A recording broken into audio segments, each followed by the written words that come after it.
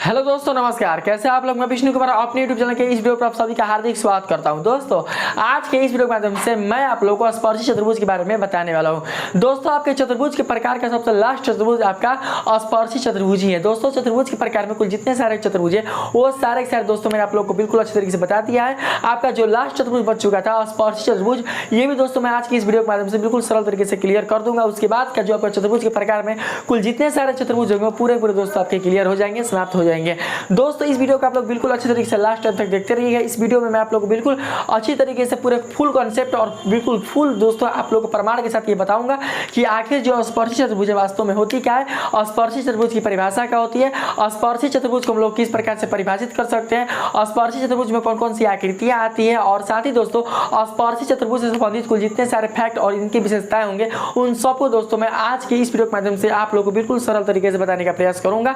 तो इस वीडियो को आप लोग बिल्कुल फुल दोस्तों आवाज कीजिएगा, ठीक है। अगर जो भी बच्चे इस वीडियो पर अगर नए होंगे तो सबसे पहले इस वीडियो को आप लोग लाइक और सब्सक्राइब नहीं कीजिएगा, बस थोड़ा सा इस वीडियो को आप लोग देख लीजिएगा। अगर वीडियो आपको खूब अच्छा लगे तब दोस्तों आप इस वीडियो को लाइक और सब्सक्राइब कीजिएगा, नहीं कीजिएगा। तो आइए बिना देर के स्टार्ट करते हैं आज के इस वीडियो क्लासेज को, ठीक है।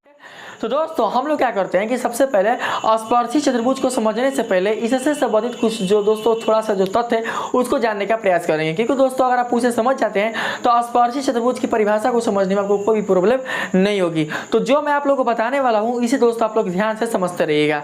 दोस्तों, सबसे पहले आप लोग यहाँ पर इस आकृति में देखने का प्रयास कीजिएगा। जो मैंने यहाँ पर ये आकृतियां बनाया ना, इसमें आप लोग दोस्तों देखने का प्रयास कीजिएगा। दोस्तों, आप इसमें देख सकते हैं कि आपको यहाँ पर 3 ठो रेखा दिखाई दे रही होंगी, जिसमें से दोस्तों आपका जो रेखा है पहला है आपका क, दूसरा है आपका ख और तीसरा है दोस्तों आपका ग, जो कि दोस्तों एक वृत्त के सापेक्ष है। यानी एक मैंने यहाँ सर्किल बनाया है वृत्त और इसके सापेक्ष 3 ठो आपकी रेखाएं खींची गई हैं। कौन कौन? तो एक ब्लू वाली, एक रेड वाली और एक ग्रीन वाली। तो सबसे पहले दोस्तों हम लोग बात करते हैं ब्लू वाली रेखा की। तो आप लोग इसको ध्यान से समझिए कि आखिर जो ब्लू वाली रेखा है वो आपसे कहना क्या चाहती है। दोस्त, आप देख सकते हैं कि जो ब्लू वाली रेखा है वो इस वृत्त से कुछ अल्प दूरी पर स्थित है, या बोल सकते हैं कि जो ये वृत्त है वो इस रेखा से अल्प दूरी पर स्थित है। तो कहने का मतलब ये हुआ दोस्तों कि इस वृत्त और इस रेखा के बीच कोई भी संबंध नहीं है। क्यों दोस्तों? क्योंकि ये दोनों अलग अलग हैं। तो जब दोस्तों ये दोनों अलग अलग है तो यहाँ पर आप देख सकते हैं कि ये जो रेखा है वो इस वृत्त के परिसीमा के किसी भी बिंदु को प्रतिच्छेद नहीं करती है। क्यों नहीं करती है दोस्तों? क्योंकि इस वृत्त से वो हटकर है, इस वृत्त से वो अलग है। इसलिए बोल सकते हैं दोस्तों कि ये जो आपकी रेखा है वो एक प्रकार का दोस्तों अप्रतिच्छेदी रेखा है। क्यों? क्योंकि दोस्तों ये जो रेखा है आपकी वो वृत्त के किसी भी परिसीमा के बिंदुओं को प्रतिच्छेद नहीं करता है। अगर ये प्रतिच्छेद करता तो हम इसको बोलते हैं कि यह प्रतिच्छेदी रेखा है, जबकि दोस्तों ये बिल्कुल भी किसी परिसीमा के बिंदु को ये प्रतिच्छेद नहीं कर रहा है। इसलिए हम लोग दोस्तों ये जो ब्लू वाला लाइन है इसको हम लोग बोल सकते हैं कि यह एक प्रकार का क्या है दोस्तों, तो अप्रतिच्छेदी रेखा है। क्यों? क्योंकि यह वृत्त के किसी भी परिसीमा के बिंदुओं का प्रतिच्छेदन नहीं करता है, इसलिए इसको हम लोग अप्रतिच्छेदी रेखा के नाम से जानेंगे। अब हम थोड़ा बात करते हैं यहाँ पर दोस्तों रेड वाली रेखा पर, जिसका नाम है दोस्तों ख लाइन, ठीक है। तो इसमें आप लोग क्या देखते हैं? इसमें आप लोग ये देखते हैं कि ये जो रेखा है आपकी वो वृत्त के परिसीमा के किसी बिंदु P को प्रतिच्छेद करता है। यानी कि दोस्तों आप देख सकते हैं कि परिसीमा में कुल जितने भी दोस्तों आपके बिंदु आते हैं वो सारे के सारे जो बिंदु होते हैं दोस्तों वो केंद्र से एक निश्चित दूरी पर स्थित होते हैं, और साथ ही वृत्त की जो परिसीमाएं होती है दोस्तों वो बिंदुओं का एक समूह या फिर संयोजन होती है, और उन्हीं बिंदुओं में से किसी एक बिंदु P को ये जो रेखा है दोस्तों वो क्या करती है? प्रतिच्छेद करती है। तो कहने का मतलब है कि जब किसी एक बिंदु की रेखा ने प्रतिच्छेद किया तो कह सकते हैं कि इस रेखा और इस वृत्त के बीच में क्या है? कोई संबंध है। यहाँ पर संबंध नहीं था। कब? जब ये रेखा इस वृत्त से अलग थी तब। जबकि यहाँ पर देख सकते हैं कि ये जो रेखा है वो इस वृत्त के निकट आ गई, यानी इसको क्या करिए दोस्तों एक बिंदु पर प्रतिच्छेद करिए। तो यानी कि जब एक बिंदु पर प्रतिच्छेद करिए तो इन दोनों में कोई ना कोई क्या होगा? एक संबंध होगा। तो दोस्तों यहाँ पर संबंध है किसका? तो स्पर्श रेखा का। आप लोग समझ सकते हैं कि यहाँ पर जिस प्रकार से हमने इस वाले रेखा को अप्रतिच्छेदी रेखा बोला था उसी प्रकार से दोस्तों हम लोग इस वाले रेखा को स्पर्श रेखा के नाम से जानेंगे। अब आप लोग बोलिए कि सर स्पर्श रेखा क्या होती है? तो मैं आप लोगों को बता दूं दोस्तों कि स्पर्श रेखा एक ऐसी रेखा होती है जो किसी वृत्त के परिसीमा के किसी एक बिंदु को प्रतिच्छेद करती है। मैंने क्या बताया कि स्पर्श रेखा एक ऐसी रेखा होती है जो वृत्त के किसी परिसीमा के केवल एक ही बिंदु को प्रतिच्छेद करती है, केवल एक। अगर वो दोस्तों एक से अधिक बिंदु को प्रतिच्छेद करेगी तो उसे दोस्तों बिल्कुल भी हम लोग स्पर्श रेखा नहीं बोल सकते हैं। वो एक प्रकार का दोस्तों आपका बिल्कुल भी स्पर्श रेखा नहीं कहला सकती। जबकि आप इसमें देखते हैं कि ये जो आपकी ख वाली रेखा है वो इस वृत्त के केवल और केवल एक बिंदु P पर ही प्रतिच्छेद करती है। इस कारण हम लोग बोल सकते हैं कि इस वृत्त का जो आपका रेखा रेड कलर वाली जो ख वाली जो रेखा है वो एक प्रकार का स्पर्श रेखा है। ठीक है, अब उसी प्रकार दोस्तों हम लोग इस ग्रीन वाले यानी ग वाली रेखा में समझने का प्रयास करेंगे। इसमें आप दोस्तों क्या देखते हैं कि यह इस वृत्त के दो बिंदुओं को प्रतिच्छेद करता है। मान के चलते हैं दोस्तों कि यहाँ पर जो पहला बिंदु है वो है आपका M और यहाँ पर जो दूसरा बिंदु है वो है दोस्तों आपका N। तो इस प्रकार से देख सकते हैं कि यहाँ पर ये जो रेखा है वो इस वृत्त की परिसीमा के किन्हीं दो बिंदुओं को प्रतिच्छेद करता है। तो उस स्थिति में बोल सकते हैं कि ये जो रेखा है आपकी वो बिल्कुल भी स्पर्श रेखा नहीं है, क्योंकि स्पर्श रेखा का संबंध केवल एक ऐसी रेखा से जो किसी वृत्त के परिसीमा के केवल एक ही बिंदु को प्रतिच्छेद करे। जबकि यहाँ पर ये जो रेखा है वो वृत्त की परिसीमा के किन्हीं दो बिंदुओं को प्रतिच्छेद कर रहा है। इसलिए बोल सकते हैं कि दोस्तों ये जो रेखा है हमारी वो बिल्कुल भी क्या है, स्पर्श रेखा नहीं है। इसे दोस्तों हम लोग जीवा के नाम से जानते हैं। किसको बोलते हैं? जीवा के नाम से हम लोग जानते हैं। क्यों? क्योंकि दोस्तों मैंने आप लोगों को बताया था कि जीवा हम उसे कहते हैं जो वृत्त के किसी परिसीमा के दो बिंदुओं को क्या करता है, जोड़ता है। तो देख सकते हैं दोस्तों कि यहाँ पर दो बिंदु कौन है, पहला बिंदु है आपका M और दूसरा बिंदु है आपका N, और बिंदु M और बिंदु N को ये जो रेखा है वो क्या कर रही है, जोड़ रही है। तो इस रेखा का जो खंड होगा M और N वो क्या कहलाएगा, इस रेखा का रेखा खंड कहलाएगा। और ये जो रेखा खंड है दोस्तों M और N वो एक प्रकार का क्या बन जाएगा, जीवा। और इस पूरे रेखा को आप लोग बोल सकते हैं छेदक रेखा। क्या बोल सकते हैं? छेदक रेखा। क्यों? क्योंकि दोस्तों इसके दो बिंदुओं को प्रतिच्छेद करता है, जबकि इसको हम लोग बोल सकते हैं स्पर्श रेखा। तो यहाँ पर दोस्तों जो बात है वो है हमारी स्पर्श रेखा से ही। क्योंकि दोस्तों आप लोगों ने अभी जाना कि स्पर्श रेखा का मतलब होता है कि जो किसी वृत्त की परिसीमा के केवल एक बिंदु को प्रतिच्छेद करे। जबकि यहाँ पर दोस्तों आप देख सकते हैं कि किसी भी बिंदु को प्रतिच्छेद नहीं कर रही है और ये क्या कर रही है कि दो बिंदु को प्रतिच्छेद कर रही है। जबकि दोस्तों ये जो रेखा है वो केवल एक बिंदु को प्रतिच्छेद कर रही है। इसलिए बोल सकते हैं कि इस वाले रेखा को हम लोग क्या बोलेंगे, स्पर्श रेखा बोलेंगे। ठीक उसी प्रकार से दोस्तों यहाँ पर आप देख सकते हैं स्पर्शी चतुर्भुज में कि स्पर्शी चतुर्भुज की जो परिभाषा है वो दोस्तों आपके किससे संबंधित है, तो आपके स्पर्श रेखा से संबंधित है। तो आप लोग क्या कीजिएगा, इसको ध्यान से समझने का प्रयास कीजिएगा और इसी के माध्यम से हम लोग क्या करेंगे, इसकी परिभाषा को समझने का प्रयास करेंगे। दोस्तों इसकी परिभाषा के माध्यम से आपको बताया जा रहा है, देखिए यहाँ पर सुनिएगा, कहा जा रहा है वह चतुर्भुज जिनकी चारों भुजाएं किसी एक ही वृत्त की स्पर्श रेखाखंड होती है। क्या बताया दोस्तों? वह चतुर्भुज जिनकी चारों भुजाएं। आप देखिए दोस्तों यहाँ पर जब चतुर्भुज आया है तो इनके चार भुजाएं होंगी ही होंगी, क्योंकि कोई चतुर्भुज अपने चार भुजाओं से क्या होती है, मिलकर बनी होती है। तो इनके चारों भुजाएं होती है दोस्तों वो किसी एक ही वृत्त की क्या होती है, एक स्पर्श रेखा खंड होती है। तो दोस्तों मैंने आप लोग को अभी बताया कि स्पर्श रेखा तभी हो सकती है जो किसी वृत्त के परिसीमा के केवल एक ही बिंदु को प्रतिच्छेद करेगी। तो उसी प्रकार से दोस्तों हम लोग ये समझ सकते हैं कि जो हमारा स्पर्शी चतुर्भुज है इनके चारों भुजाओं में जो प्रत्येक भुजा है वो वृत्त की परिसीमा के केवल एक बिंदु का करती होगी, प्रतिच्छेद करती होगी। और रहा बात यहाँ पर रेखाखंड का, तो दोस्तों जो आपके चतुर्भुज की जो भुजा होती है वो एक प्रकार का रेखा ना होकर रेखाखंड होती है। इसलिए दोस्तों मैंने इस परिभाषा में आप लोगों के लिए रेखाखंड इसमें शामिल किया है। तो आप दोस्तों इस आकृति में बिल्कुल अच्छे तरीके से देख सकते हैं कि यहाँ पर जो आप PS जो आप दोस्तों रेखाखंड देखिए यहाँ पर एक चतुर्भुज बन रहा है, कौन सा, तो PQRS। ठीक है, तो PQRS क्या है आपका दोस्तों, एक प्रकार का चतुर्भुज है। अब बात करें इसके पहली भुजा हम लोग PQ का, तो देख सकते हैं दोस्तों कि इस चतुर्भुज के अंतर में क्या है, मतलब इसके अंतर्भाग में क्या है, एक वृत्त है जिसको हम लोग बोलते हैं क्या, अंतरावृत्त।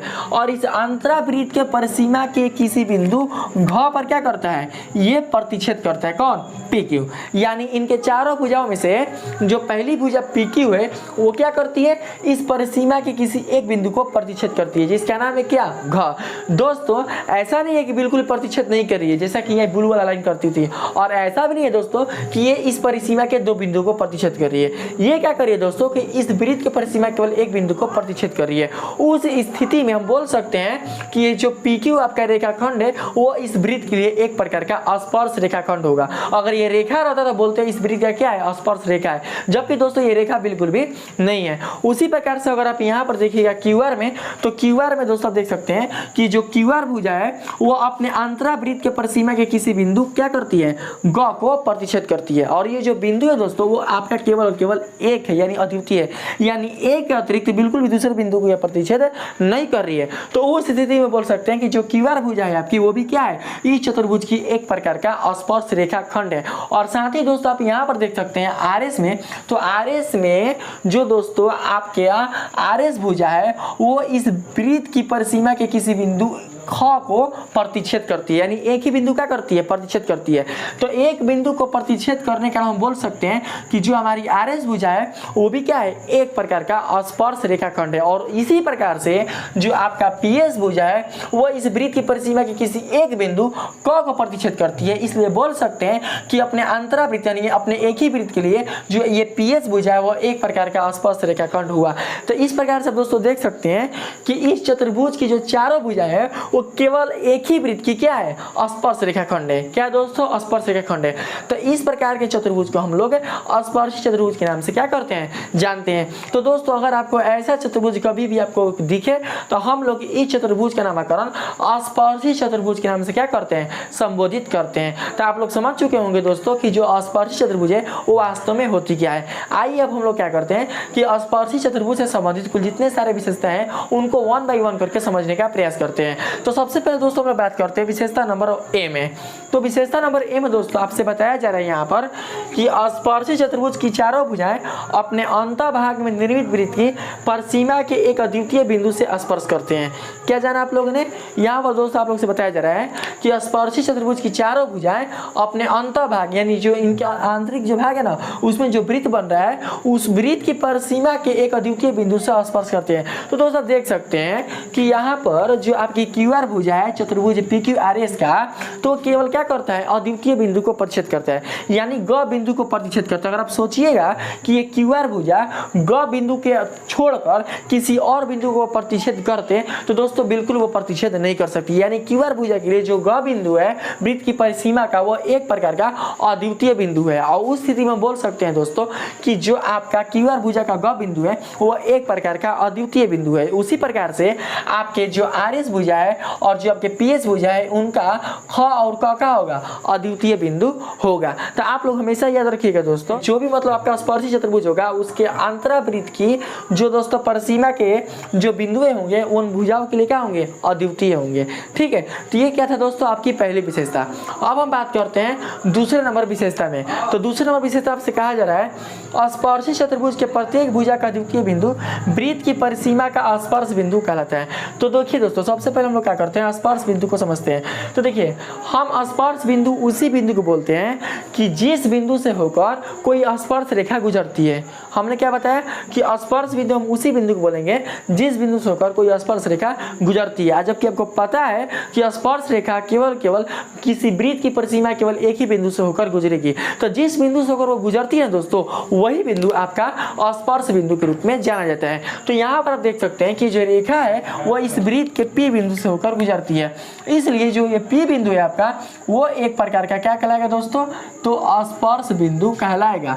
और इस आकृति में आप प्रत्येक भुजा का जो अद्वितीय बिंदु देखते हैं क ख ग घ, वह इन भुजाओं का एक प्रकार का क्या कहलाएगा, स्पर्श बिंदु कहलाएगा। क्यों दोस्तों, क्योंकि जो आपका PS भुजा है वो वृत्त की परिसीमा के क बिंदु से क्या करती है, स्पर्श करती है, यानी एक ही बिंदु को प्रतिच्छेद कर रही है। और एक बिंदु को प्रतिच्छेद करने के कारण जो PS भुजा है आपका वो क्या कहलाएगा, आपका दोस्तों स्पर्श भुजा कहलाएगा, ठीक है। और इस स्पर्श भुजा का जो क बिंदु होगा वो एक प्रकार का स्पर्श बिंदु कहलाएगा।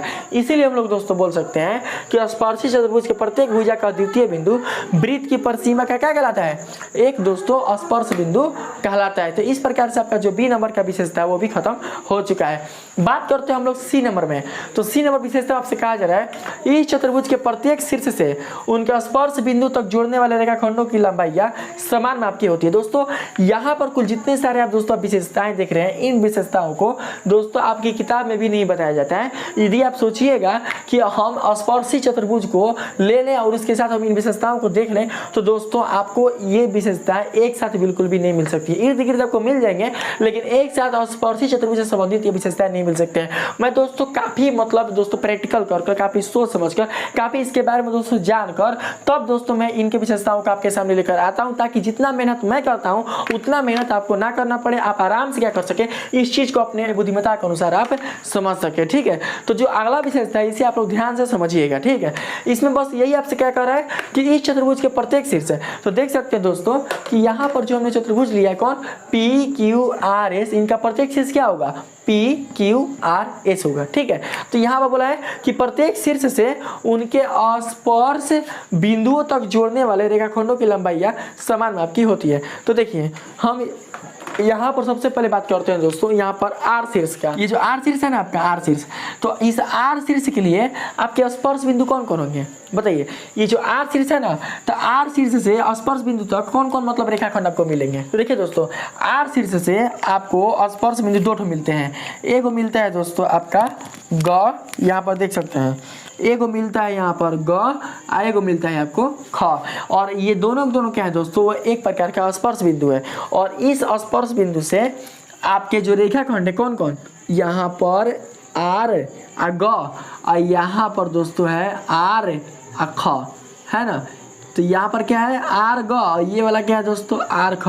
तो ये जो आर ख और आर ग जो रेखाखंड है वो इस आर वाले शीर्ष से क्या करता है, इन दोनों स्पर्श बिंदुओं को जोड़ता है। और हमने आप लोगों को क्या बताया कि किसी स्पर्शी चतुर्भुज के प्रत्येक शीर्ष से उनके स्पर्श बिंदुओं को जोड़ने वाले रेखाखंड आपस में क्या होते हैं, बराबर होते हैं। यानी आपको बताना है कि इन स्पर्श बिंदुओं को जो ये रेखाखंड आर ग और आर ख जोड़ रहा है, इन दोनों की लंबाई आपस में क्या है दोस्तों, तो वो बराबर है। यानी आपस में क्या है, ये दोनों को दोनों दोस्तों समान माप के क्या करते हैं, प्रदर्शित करते हैं। तो इसे मैं आप लोगों को अभी जस्ट बताने का प्रयास करता हूँ, आप लोग बिल्कुल अच्छे से समझिएगा। सबसे पहले दोस्तों हम लोग क्या करते हैं, यहाँ पर हम वृत्त के केंद्र को ले लेते हैं। आपको पता है कि वृत्त का केंद्र क्या है, वृत्त का केंद्र यहाँ पर परिसीमा के जो बिंदु आप देख रहे हैं, बिंदुओं के बिल्कुल मतलब बीचों बीच स्थित रहता है, ठीक है। इनसे एक निश्चित दूरी पर दोस्तों स्थित रहता है। तो ये आपका दोस्तों हो गया वृत्त का केंद्र है। और हम लोग क्या करते हैं दोस्तों कि सिंपली रूप से वृत्त के केंद्र से दोस्तों हम लोग क्या करते हैं कि इनके स्पर्श बिंदु से मिला देते हैं, मिला दिए ना। अब फिर दोस्तों देख सकते हैं कि एक स्पर्श बिंदु कौन है, ग ना, तो हम यहाँ से मिला देते हैं, यहाँ से हम लोग क्या करते हैं दोस्तों मिला देते हैं। और साथ ही यहाँ पर जो आर आप देख रहे हैं शीर्ष, वो इस वृत्त के लिए क्या होगा, बाह्य बिंदु होगा। क्या होगा दोस्तों, बाह्य बिंदु। आप 10 क्लास में जाइएगा ना, या जो बच्चे 10 क्लास में होंगे वो इस चीज़ को बहुत अच्छे से समझते होंगे, क्योंकि वो 10 क्लास में वो पढ़े भी होंगे। तो यहाँ पर क्या ये बाह्य बिंदु है। तो फिर क्या करते हैं दोस्तों, फिर हम लोग बाह्य बिंदु से हम लोग इस केंद्र को मिलाते हैं, ठीक है, बाह्य बिंदु से। तो मिला दिया। और मान के चलते दोस्तों कि यहाँ पर जो केंद्र की जो बिंदु है वो है दोस्तों आपका ओ, ठीक है। तो आप लोग क्या कीजिएगा, इसको ध्यान समझने का प्रयास कीजिएगा। इसे समझाने के लिए क्या करना पड़ेगा कि ये मिटाना पड़ेगा। तो मैं दोस्तों सबसे पहले इसे मिटा देता हूँ। दोस्तों आपको यहाँ पर देखने से लगता होगा कि यहाँ पर क्रमशः दो प्रकार के त्रिभुज बन रहे हैं। कौन, तो पहला दोस्तों आपका ओ आर ग और दूसरा ओ आर ख, ठीक है। तो दो ठो दोस्तों क्या हो रहा है, यहाँ पर त्रिभुज बन रहे हैं। और साथ ही दोस्तों आपको पता होगा कि स्पर्श बिंदु से खींची जाने वाली जो त्रिज्या होती है वो दोस्तों स्पर्श बिंदु पर लंब होती है। आप लोग ध्यान रखिएगा, क्योंकि आपके स्पर्शी चतुर्भुज में एक विशेषता ये भी बताया जाएगा कि यहाँ पर देख सकते हैं स्पर्शी चतुर्भुज की प्रत्येक भुजा अपने स्पर्श बिंदु से जाने वाली त्रिज्या पर लंब होती है। समझ रहे ना, यानी कहने का मतलब कि ये भुजा है कौन, आर एस, और आर एस का जो स्पर्श बिंदु है वो कौन है दोस्तों आपका ख। तो इस स्पर्श बिंदु ख से क्या होगा दोस्तों, जो त्रिज्या होगी वो इस पर लंब होगी। किस पर, तो यहाँ पर जो स्पर्श रेखा खंड देख रहे हैं ना, स्पर्श भुजा आर इस पर लंब होगी। तो हम क्या करते हैं दोस्तों कि यहाँ पर लंब दे दे रहे हैं, ठीक है। और यहाँ पर भी क्या कर रहे हैं, लंब देते रहे, क्योंकि दोस्तों आप देख सकते हैं इसमें बोला जा रहा है कि स्पर्शित भुज की प्रत्येक भुजा अपने स्पर्श बिंदु से जाने वाली त्रिज्या पर लंब होती है। तो यहाँ पर जो त्रिज्या देखते हैं, त्रिज्या तो कहीं पर खींच सकते हैं, कहीं पर त्रिज्या खिंचाएगा। देखिए यहाँ पर भी खींचा सकता है, यहाँ पर भी खींचा सकता है, यहाँ पर त्रिज्या खींचा सकता है, यहाँ पर त्रिज्या खींचा सकता है। तो कबो इस स्पर्श बिंदु से त्रिज्या खिंचाएगा ना। तो जब इस स्पर्श बिंदु से त्रिज्या खिंचाएगा ना, तो ये जो त्रिज्या भी दोस्तों वो इस स्पर्श रेखा के स्पर्श बिंदु पर लंब होगी, इसीलिए मैंने यहाँ पर लंब बनाया है। उसी प्रकार से देख सकते हैं कि जो आपका दोस्तों आपका त्रिज्या है वो भी क्या होगी, इस स्पर्श बिंदु ग पर लंब होगी। और इस प्रकार से आपको 2 त्रिभुज मिल गए होंगे। तो यहाँ पर दोस्तों देख सकते हैं कि ओ ख कौन त्रिभुज में, तो त्रिभुज ओ ख आर और त्रिभुज ओ ग आर में, दुगो में ना। तो यहाँ पर देख सकते हैं कि ओ और ख बराबर हो जाएगा किसके दोस्तों, कि यहाँ पर ओ और ग के। अब आप लोग दोस्तों बोलिएगा कि सर ये बराबर क्यों हो गया।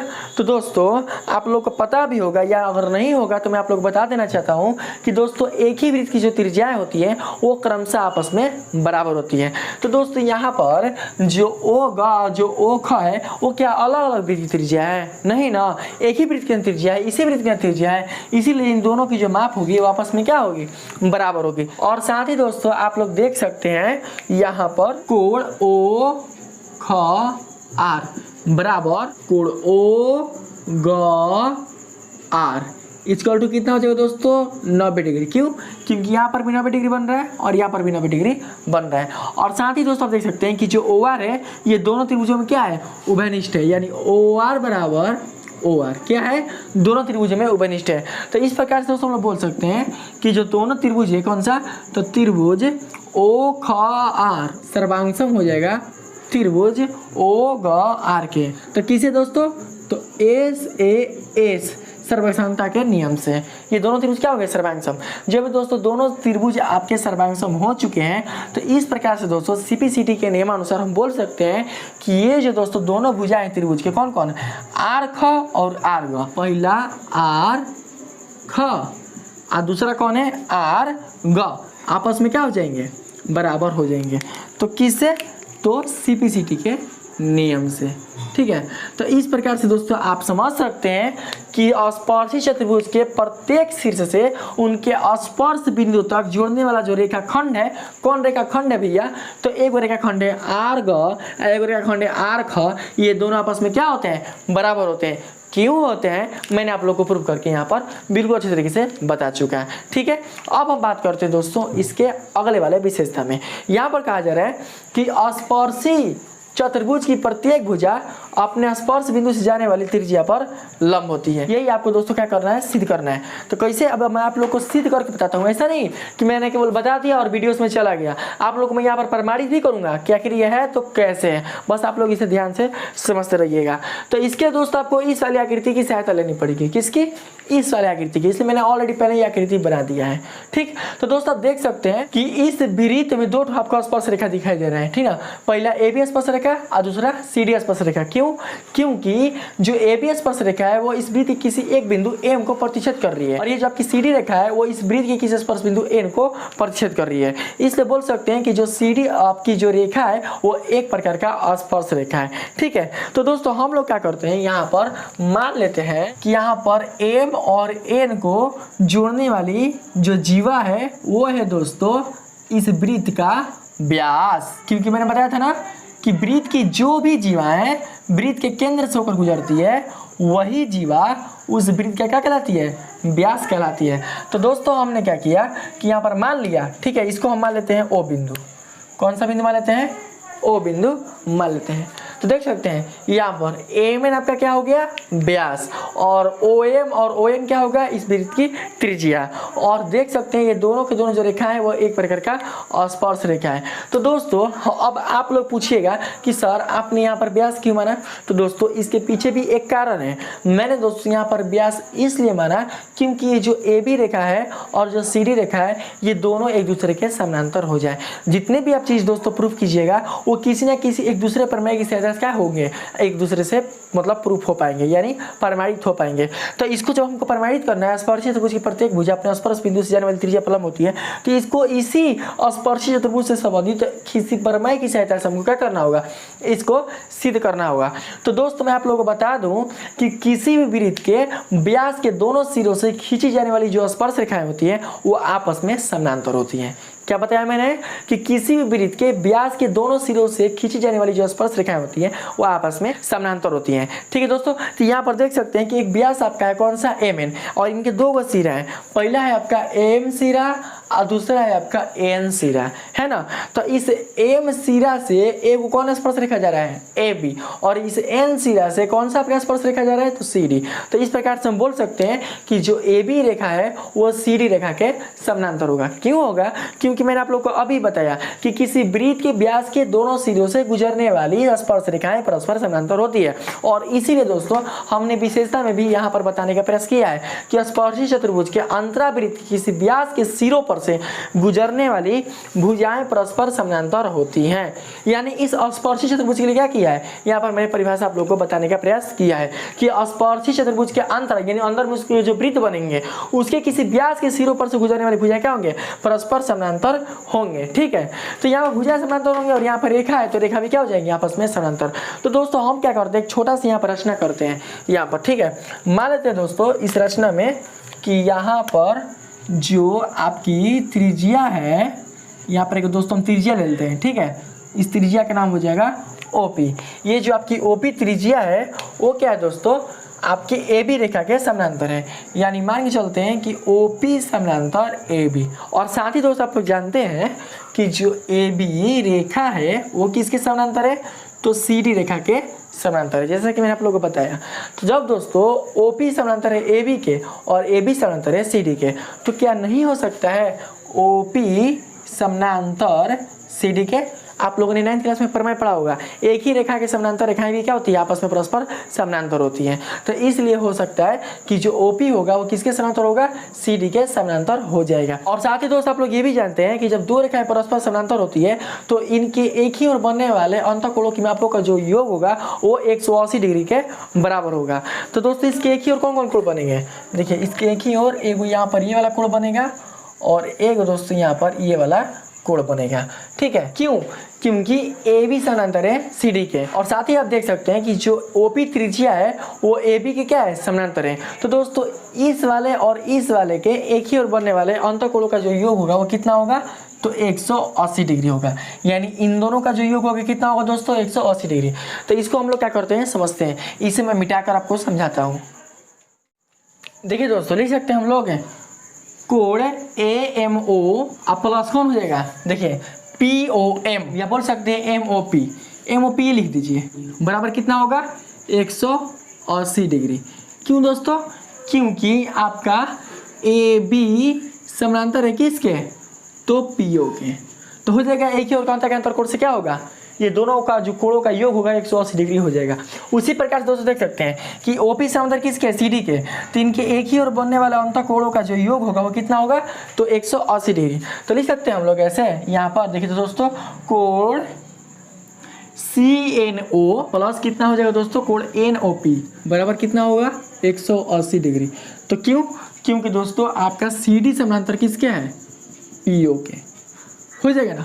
तो देख सकते हैं इन दोनों कोणों का योग 180 डिग्री बराबर है और इन दोनों कोणों का योग 180 डिग्री के बराबर है। तो इस प्रकार से हम लोग लिख सकते हैं कोण ए एम ओ प्लस कोण एम ओ पी बराबर सी एन ओ प्लस कोण एन ओ पी।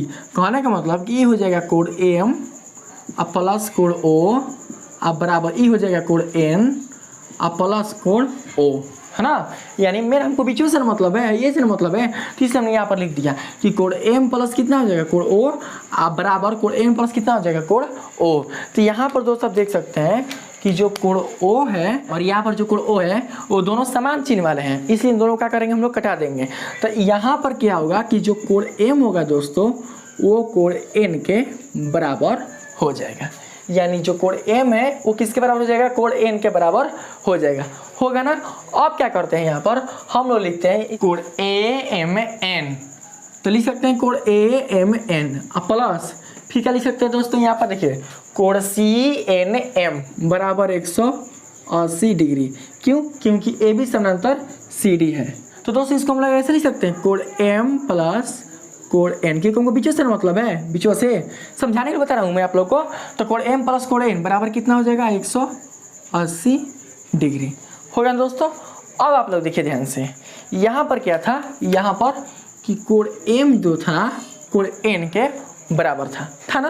तो हम लोग लिख सकते हैं ऐसे कि कोण M प्लस कोण M बराबर 180 डिग्री हो सकता है दोस्तों। तो कोण M और कोण M को जब हम जोड़ेंगे तो क्या हो जाएगा दोस्तों, तो 2 कोण M इक्वल टू हो जाएगा 180 डिग्री। जब हम लोग दोस्तों 180 को 2 से घटाएंगे तो कोण M का जो मान होगा वो निकल कर आ जाएगा 90 डिग्री। कहने का मतलब कि कोण AMO बराबर हो जाएगा दोस्तों 90 डिग्री। तो यहाँ पर देख सकते हैं कि जो कोण AMO है वो कितना निकल कर आया, यहाँ पर 90 डिग्री। उसी प्रकार से हम लोग सिद्ध कर सकते हैं कि जो कोण CNO है वो भी कितना हो जाएगा, तो यहाँ पर 90 डिग्री। तो इस प्रकार से आप लोग देख सकते हैं कि जो यहाँ पर 90 डिग्री बन रहा है कोण AMO जो कहाँ बन रहा है, तो दोस्तों वृत्त के त्रिज्या का स्पर्श बिंदु पर बन रहा है। और जो स्पर्श बिंदु है वो है कहाँ, तो जो स्पर्श बिंदु है वो स्पर्श रेखा पर है। तो इसीलिए दोस्तों बताया जा रहा है यहाँ पर कि स्पर्शी चतुर्भुज की प्रत्येक भुजा अपने स्पर्श बिंदु से जाने वाली त्रिज्या पर लंब होती है। यानी कहने का मतलब कि इस वृत्त के स्पर्श बिंदु M से जाने वाली जो स्पर्श रेखा AB है, इस स्पर्श रेखा AB पर जो त्रिज्या है वो क्या होती है, लंब होती है। कहने का मतलब कि जो OM होगा वो किस पर लंब होगा, OM किस पर लंब होगा, तो AB पर लंब होगा। क्यों? क्योंकि ऑलरेडी क्या है इधर 90, जब इधर 90 है तो इधर भी क्या होगा 90, क्योंकि एक सरल रेखा है और दोनों आसान कोणों का जो योग होना चाहिए वो रैखिक युग्म होना चाहिए। तो जब हेने ऑलरेडी बन गया 90 तो क्या हेने बनेगा मतलब 90 से कम या 90 से ज़्यादा, हेने वो कितना बनेगा 90 ही बनेगा। तो इस प्रकार से ये भी 90 हो जाएंगे और ये भी 90 हो जाएंगे और बोल सकते हैं कि OM लंब AB या बोल सकते हैं कि ON लंब CD। तो इस प्रकार से आपका दोस्तों क्या हो गया, बिल्कुल अच्छे तरीके से प्रमाणित हो गया। तो मुझे उम्मीद है कि आप लोग बिल्कुल अच्छे तरीके से ये समझे होंगे। अगर आपको अभी भी अगर समझ में नहीं आया होगा, अगर वो कोई प्रॉब्लम अगर लगता होगा तो आप लोग दोस्तों क्या कीजिएगा कि हमें कमेंट कीजिएगा और कमेंट हमको बताइएगा कि सर हमको ये समझ में नहीं आया है। और नहीं तो दोस्तों आप हमें व्हाट्सअप भी कर सकते हैं, मैं आपको व्हाट्सअप के माध्यम से मतलब उसका सोल्यूशन करके आप लोग के सामने दोस्तों मैं पिक कर दूंगा, आप लोग उसको देख लीजिएगा। ठीक है, अब हम क्या करते हैं, इसके अगले वाली विशेषता पर चलने का प्रयास करते हैं। तो अगला जो विशेषता है यहाँ पर कहा जा रहा है आपसे कि स्पर्शी चतुर्भुज के अंतरावृत्त के किसी व्यास के सिरों पर से गुजरने वाली भुजाएं परस्पर समानांतर होती है। देखिए यहाँ पर इस वाले प्रमेय को हमने इस प्रमेय की सहायता से सिद्ध किया है। अब इसी का जस्ट उल्टा है। अब ये जो प्रमेय है ना, स्पर्शी चतुर्भुज के अंतरावृत्त के किसी व्यास के सिरों पर से गुजरने वाली भुजाएं परस्पर समानांतर होती है। अब इस प्रमेय को हम लोग इसी वाले प्रमेय से क्या करेंगे, सिद्ध करके दोस्तों हम लोग प्रमाणित करेंगे। तो आप लोग यहाँ पर समझने का प्रयास कीजिएगा, यानी कि आपको यहाँ पर प्रमाणित करना है कि AB जो होगा वो किसके समानांतर होगा, तो वो दोस्तों CD के समानांतर होगा। तो मैं काफ़ी शॉर्ट से आप लोग को यहाँ पर समझाने का प्रयास करता हूँ, आप लोग समझ जाइएगा। ठीक है दोस्तों, यही इसी में समझ जाइएगा। मान लेते हैं कि जो AB रेखा है और जो CD रेखा है वो एक दूसरे के समानांतर नहीं है। मान लेते हैं, मानने में क्या है, मान लेते हैं कि दोनों जो रेखाएं एक दूसरे के समानांतर नहीं है, लेकिन दोस्तों इन रेखाओं पर जो आप OM जो इस रेखा पर जो आप ON देख रहे हैं वो एक प्रकार की वृत्त की क्या है, त्रिज्या है। और साथ ही दोस्तों आप ये भी देखते हैं कि जो वृत्त की त्रिज्या है OM और ON वो वृत्त के स्पर्श बिंदु M पर खड़ी है, यानी स्पर्श बिंदु M से क्या होती है, होकर गुजरती है। और आपने अभी प्रमेय सिद्ध किया कि किसी भी वृत्त के स्पर्श रेखा का स्पर्श बिंदु से जाने वाली त्रिज्या क्या होती है, उस स्पर्श रेखा पर लंब होती है ना। तो जो स्पर्श रेखा है दोस्तों AB, देखिए स्पर्श रेखा AB है, स्पर्श रेखा CD यहाँ पर है, लेकिन हमको ये पता नहीं है कि दोनों एक दूसरे के समानांतर है। ठीक है, लेकिन इतना पता है कि इस स्पर्श रेखा का स्पर्श बिंदु M से होकर जाने वाली जो त्रिज्या OM है वो इस स्पर्श रेखा पर लंब होगी। तो यहाँ पर दोस्तों क्या है, ये एक लंब है। उसी प्रकार से स्पर्श रेखा CD का स्पर्श बिंदु N से जाने वाली जो आपकी त्रिज्या ON है वो इस स्पर्श रेखा पर क्या होगी, तो लंब होगी। तो यहाँ पर दोस्तों क्या हो सकता है, लंब हो सकता है। ठीक है, लंब इधर भी हो सकता है, इधर भी हो सकता है, इधर भी हो सकता है। तो रिजल्ट आपके सामने है दोस्तों। देखिए अगर हम लोग यहाँ पर इसके एकांतर देखें तो ये भी 90 है और ये इसके मतलब एकांतर देखें इस वाले साइड में तो ये भी 90 है। तो आप देख सकते हैं कि आपको पता होगा प्रमेय के माध्यम से दोस्तों, आप लोगों ने 9th क्लास में सिद्ध किया होगा कि यदि दो रेखाओं के बीच उनके तिर्यक रेखा के अंतर एकांतर कोणों का कोई एक युग्म अगर आपस में बराबर हो तो दोनों रेखाएं परस्पर समानांतर हो जाती है। तो इन दोनों रेखाओं के लिए तिर्यक रेखा कौन होगा? तो इन दोनों रेखाओं के लिए तिर्यक रेखा हो जाएगा MN, और इस तिर्यक रेखा MN के अंत एकांतर कोणों का जो एक युग्म है, ये वाला कोण M और ये वाला जो कोण N है, ये आपस में क्या है? बराबर है। तो बोल सकते हैं दोस्तों कि ये दोनों रेखाएं क्या है? आपस में समानांतर है। और नहीं तो आप दोस्तों ये भी जानते होंगे कि दो रेखाओं के तिर्यक रेखा के एक ही ओर बनने वाले अंतःकोणों का जब योग 180 डिग्री हो तो ये दोनों रेखाएं परस्पर समानांतर होती है। तो दोस्तों ये दो रेखाएं, पहला AB और दूसरा CD रेखा, और AB और CD रेखा का तिर्यक रेखा मान लेते हैं या MN है, मान लेते हैं, कहा हाईवे करेगा तो कौन? तो M है। और MN के जो दोस्तों एक ही और जो आप अंतःकोण देख रहे हैं, यहाँ पर कोण AMN है, आगे जो आप देख रहे हैं कोण CNM, इन दोनों का योग कितना होगा? 180 डिग्री होगा। तो बोल सकते हैं कि दोनों रेखाएं क्या होंगी? आपस में समानांतर होगी। तो मुझे उम्मीद है कि आप लोग ये समझ चुके होंगे कि इनको हम किस प्रकार से आपको सामने प्रूव करके बताए हैं। ठीक है, तो आपको कोई भी दोस्तों इसमें प्रॉब्लम नहीं हो सकती है। अब हम बात करते हैं अगले नंबर दोस्तों विशेषता में। इस चतुर्भुज के प्रत्येक भुजा के स्पर्श बिंदु से उस भुजा पर खींचा गया लंब वृत्त के केंद्र से होकर जाता है। क्या बताया?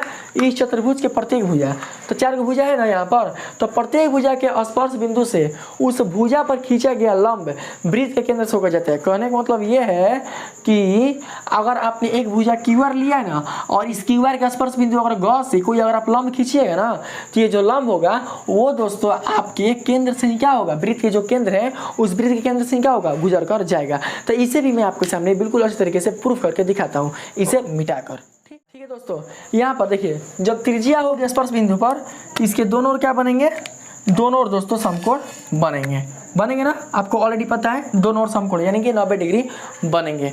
तो मान के चलते दोस्तों यहाँ पर कोई दोस्तों हम लोग क्या करते हैं, यहाँ पर एक रेखाखंड ले लेते हैं, और ये रेखाखंड कैसा है? लंबवत है, यानी कि लंब है। ठीक है, तो इसको मान लेते हैं दोस्तों कि एक प्रकार का क्या चाहिए? O-N है, जो कि बिल्कुल भी ON के संपाती नहीं है। हम मान के चल रहे हैं कि जो O-N है वो बिल्कुल भी ON के संपाती और नहीं है। क्यों? क्योंकि जो ON है वो ऑलरेडी क्या हो रहा है? केंद्र से होकर जा रहा है। इसे दोस्तों हम लोगों को क्या करना पड़ेगा? इसे थोड़ा सा हट कर लेना पड़ेगा। तो जो O-N जो आपका जो रेखा खंड है वो क्या है?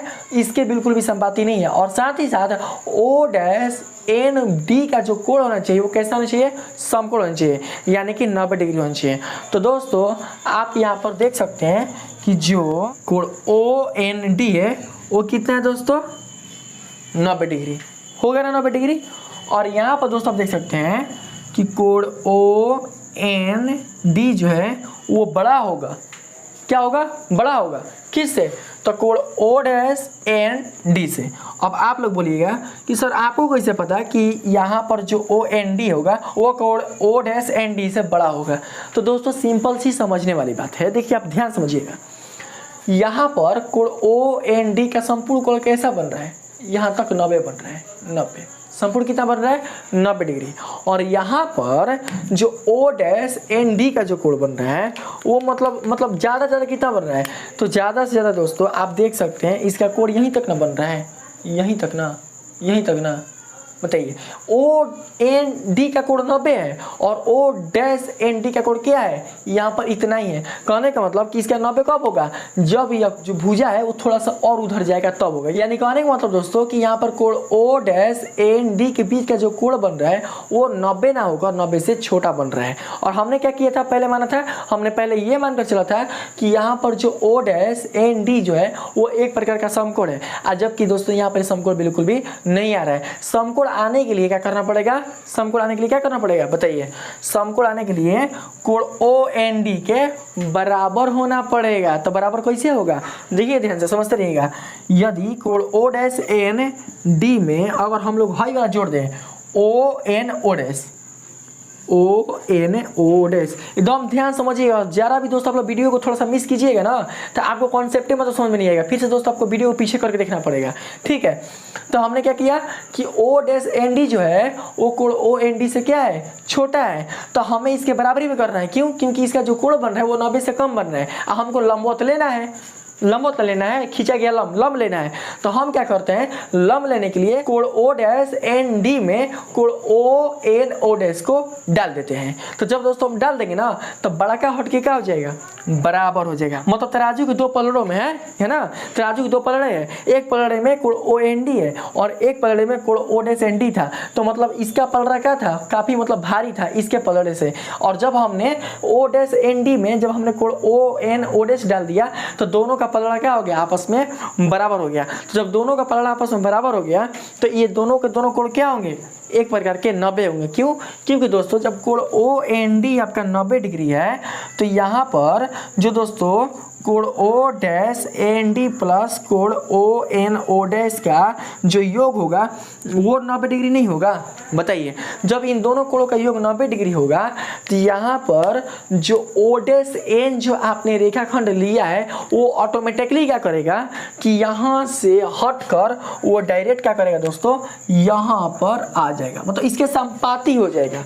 यानी यहाँ पर ओ डैश क्या हो जाएगा, इसके संपाती दोस्तों हो जाएगा। तो इस प्रकार से देख सकते हैं कि यहाँ पर जो हमने दोस्तों त्रिज्या केंद्र से हमने खींचा था वो उसी के संपाती क्या हो चुका है, हमारा माना गया जो दोस्तों यहाँ पर रेखाखंड ओ डैश एन है उसके संपाती हो चुका है। और हमने क्या माना था पहले कि इसके संपाती नहीं है, जब किसी संपाती हो रहा है। हमने पहले क्या माना था कि कोण ओ डैश एन डी का जो कोण का जो मान है वो 90 डिग्री है, जबकि यहाँ पर कोण 90 डिग्री बिल्कुल भी नहीं है। तो इस प्रकार से हमारी मान्यता गलत होती है, हमारा विरोधाभास होता है। और हम बोल सकते हैं दोस्तों कि कोई भी अगर आप स्पर्श रेखा का स्पर्श बिंदु से अगर आप लंब खींचिएगा तो वो लंब उस वृत्त के केंद्र से होकर ही जाएगा और यहाँ पर होकर ही जा रहा है। मैंने इस चीज को प्रमाणित कर दिया आप लोग के सामने। अब हम बात करते हैं इसके अगले वाले विशेषता में। तो अगला विशेषता दोस्तों कहा जा रहा है स्पर्शी चतुर्भुज के अंतरावृत्त। इसमें क्या बोला कि स्पर्शी चतुर्भुज के अंतरावृत्त के परिगत बने चतुर्भुज की सम्मुख भुजाओं का योग आपस में बराबर होते हैं। बाप रे, सम्मुख भुजाओं का योग आपस में बराबर होते हैं। देखिए ये आपका क्या है दोस्तों, एक प्रकार का स्पर्शी चतुर्भुज है ना। और इनमें भुजा कौन कौन है, तो P Q, Q R, R S, P S.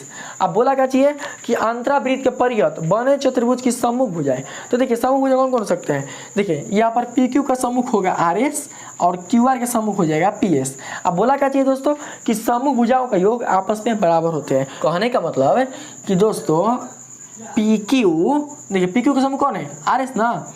P Q plus R S का जो योग होगा वो किसके बराबर हो जाएगा, दूसरे सम्मुख भुजाओं के।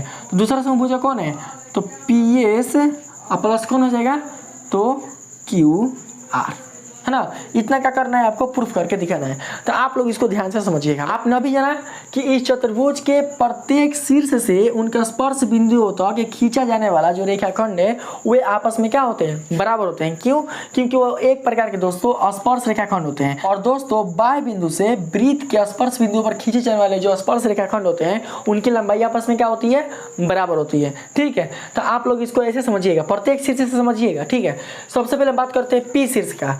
तो पी शीर्ष का जो दोस्तों स्पर्श रेखाखंड होगा कौन कौन होगा, पहले कौन होगा, देखिए पी या क। पी या क किसके बराबर हो सकता है, तो पी या क दोस्तों पी या घ के बराबर हो सकता है।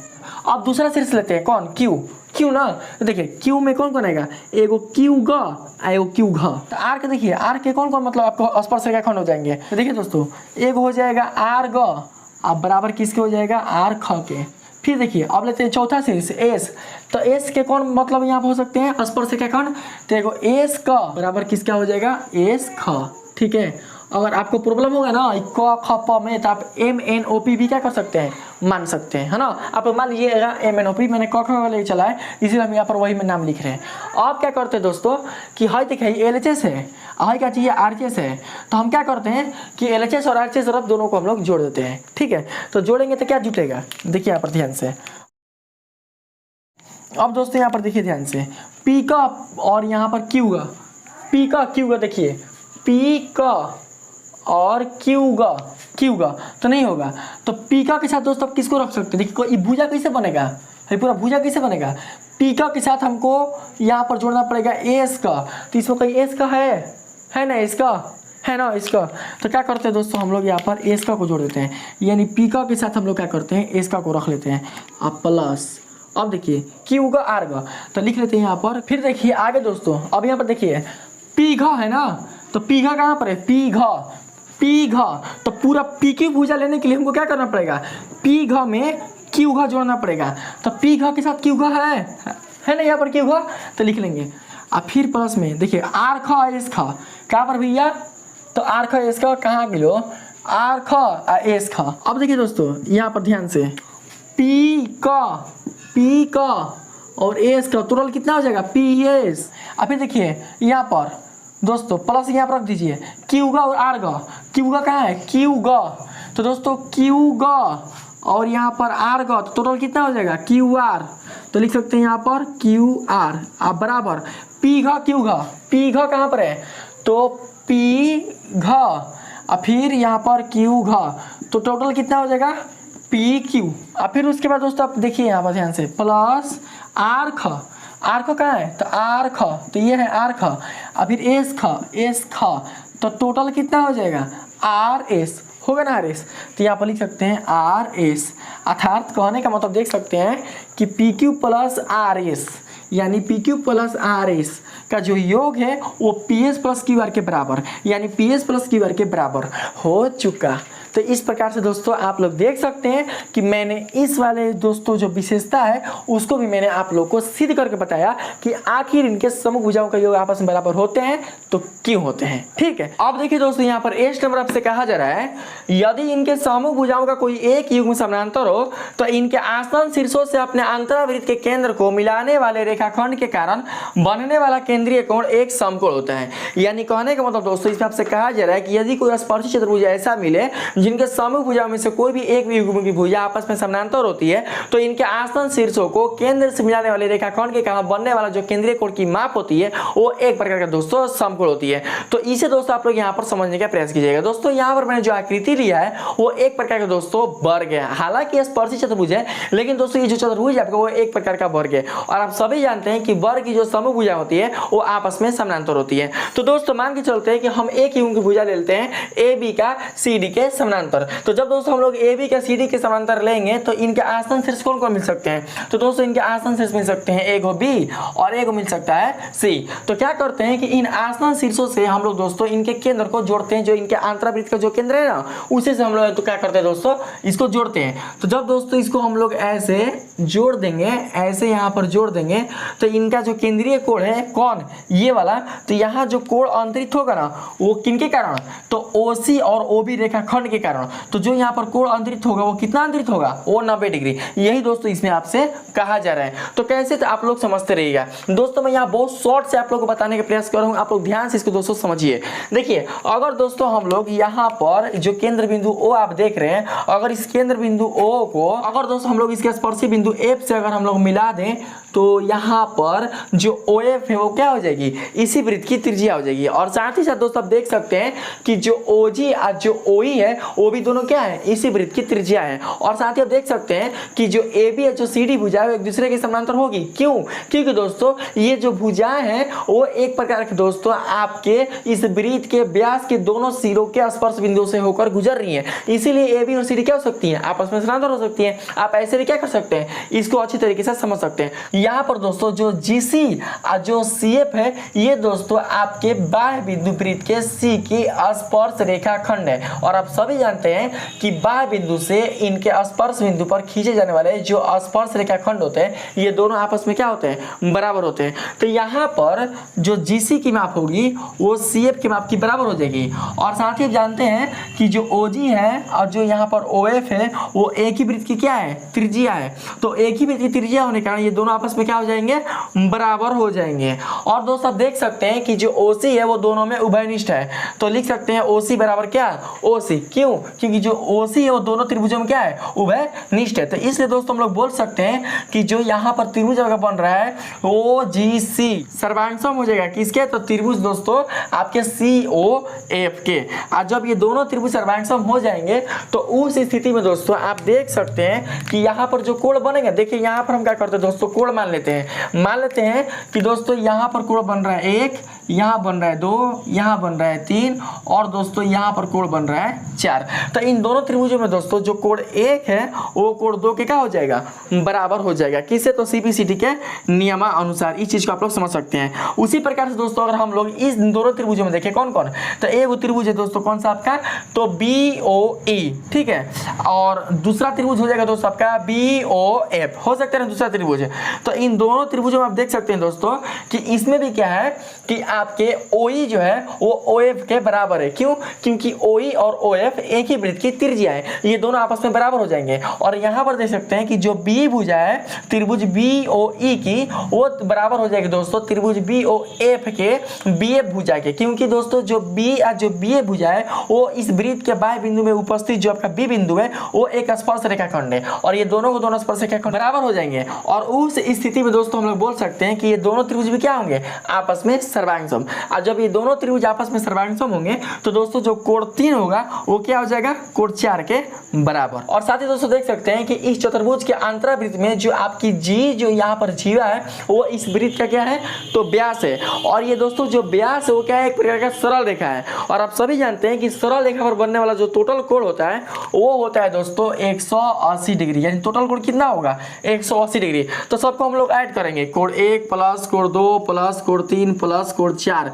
इसको कितना निकल कर आएगा, तो दोस्तों 180 डिग्री। अब देखिए दोस्तों यहाँ पर कोण 1 किसके बराबर है, तो कोण 2 के, तो लिख सकते हैं यहाँ पर कोण 2 प्लस कोण 2, कोण 3 प्लस कोण 4। अब देखिए यहाँ पर दोस्तों जो कोण 4 वो किसके बराबर है, तो देख सकते हैं कोण 4 जो है वो कोण 3 के बराबर है ना।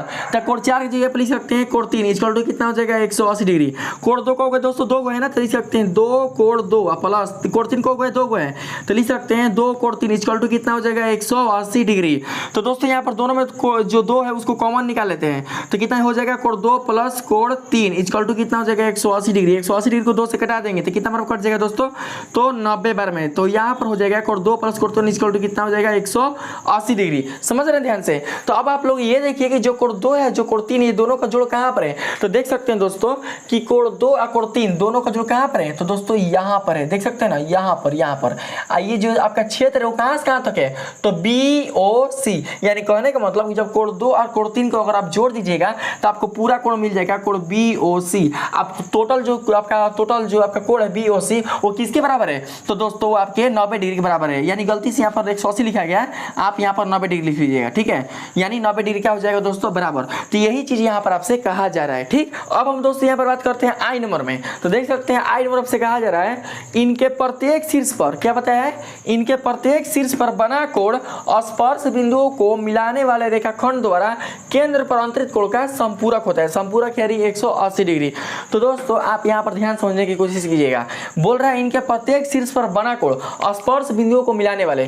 तो देखिए यहाँ पर मैंने दोस्तों एक चतुर्भुज लिया है, तो सबसे पहले हम लोग क्या करते हैं कि स्पर्श बिंदुओं को मिला लेते हैं, ठीक है। देखिए एक यहाँ पर स्पर्श बिंदु कौन है, y है ना, तो ऑलरेडी दोस्तों यहाँ पर मिला हुआ है। हम क्या करते हैं कि एक स्पर्श बिंदु को मिला लेते हैं, जो यहाँ पर x है ना उसको मिला लेते हैं, यहाँ पर मिला लेते हैं, किसके लिए, तो इस चतुर्भुज के शीर्ष R के लिए। शीर्ष R के लिए कौन कौन से आपके स्पर्श बिंदु मिलेंगे, तो एक को मिलेगा x, एक को मिलेगा y, और इन दोनों स्पर्श बिंदुओं को दोस्तों हमने क्या किया, इसको हमने मिला दिया। मान के चलते हैं इसका जो केंद्र बिंदु है वो है दोस्तों O, ठीक है।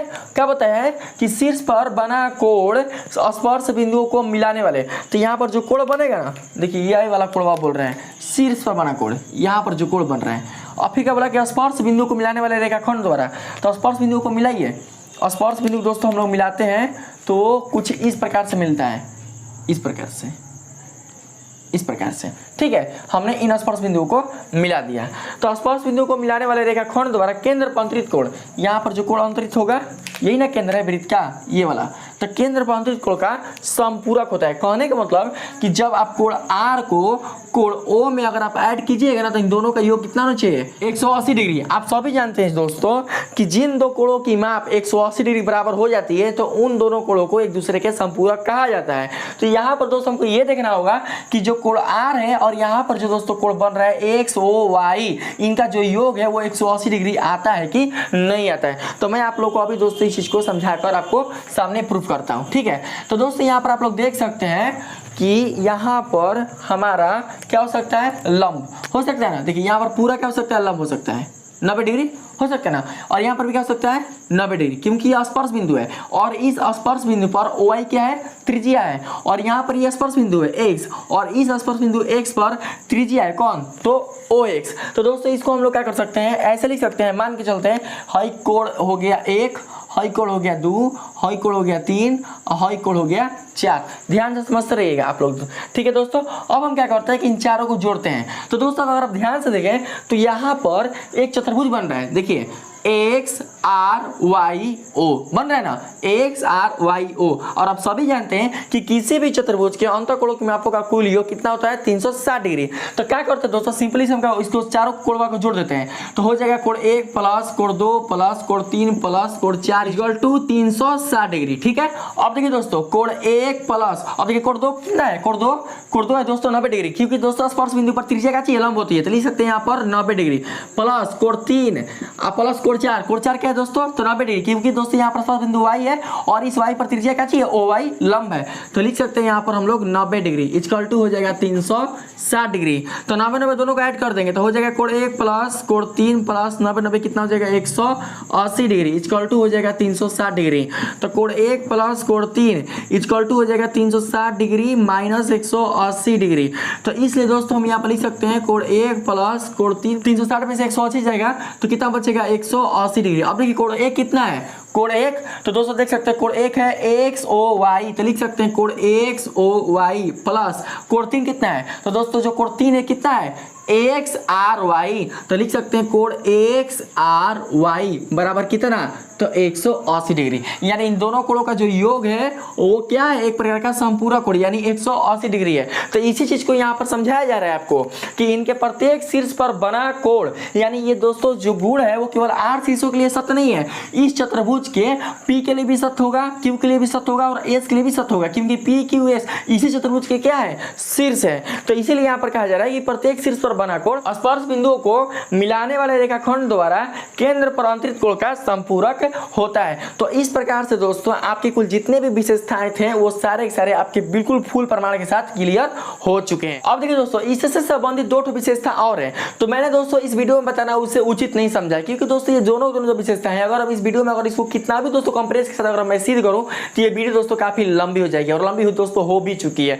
तो मैं केवल आपको बता देता हूं कि इन दोनों विशेषताओं में जो पहली विशेषता है वो क्या है, वो भी दोस्तों काफी इंपॉर्टेंट है। तो इसमें जो पहला विशेषता है दोस्तों इनके खत्म होने के बाद बात कर रहे हैं हम, ठीक ना। उसको दोस्तों सबसे कहा जा रहा है कि यदि स्पर्शी चतुर्भुज एक समानांतर चतुर्भुज होता है तो वह एक सम चतुर्भुज भी होगा। इसे दोस्तों मैं प्रमाणित करा दूंगा आपको 10 क्लास में, इसमें आपको बताया जाएगा, ठीक है। बस आप लोग याद रखिएगा कि यदि कोई स्पर्शी चतुर्भुज एक समानांतर चतुर्भुज होगा तो वह एक सम चतुर्भुज भी होगा। और साथ ही साथ दूसरा विशेषता वो ये बोलता है कि स्पर्शी चतुर्भुज की आमने सामने की जो भुजाएं होती है वो केंद्र पर एक संपूरक कोण अंतरित करती है। और इन्हीं 2 विशेषताओं को दोस्तों मैंने इसमें बताना काफी उचित नहीं समझा। बस आप क्या कीजिए दोस्तों, फिलहाल के लिए उसको इतना आप लोग समझ कर रखिएगा।